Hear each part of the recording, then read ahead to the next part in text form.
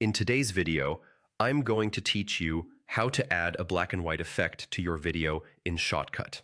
If you want a classic timeless look, turning color footage into black and white is a simple way to get there, and Shotcut makes it quick. Start by making sure the clip you want to adjust is selected on your timeline. When a clip is selected, it's highlighted, and any filters you add apply only to that clip. Next, open the Filters tab and click it to bring up your filter controls. With your clip still selected, click the plus icon to add a new filter. In the search field that appears, type Saturation. When you see the saturation filter, double-click it to apply. You'll get a slider that controls how intense the colors are. Drag that slider all the way to the left, or set the value to 0. Instantly, your image drops all the color and becomes monochrome. This is the most direct and clean way to create a black and white look because it removes color information rather than trying to simulate it.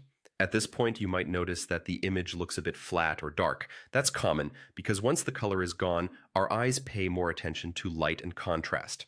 To refine it, click the plus icon again to add one more filter and choose color grading. Inside color grading, look for the highlights control and gently increase it. A small adjustment goes a long way. This brightens the lighter areas without lifting the shadows too much, which keeps depth in the image.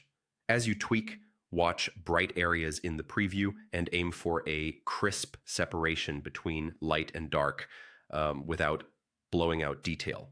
This simple combination, saturation at 0 and a subtle highlights boost in color grading, gives you a balanced black and white that feels intentional and cinematic. If something looks too harsh, ease the highlights back a touch.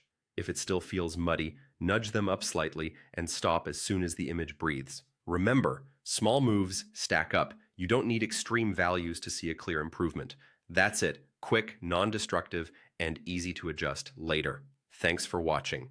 If this helped, leave a comment, hit like, subscribe to the channel, and turn on notifications so you don't miss the next tutorial. I'll see you in the next one. Bye for now.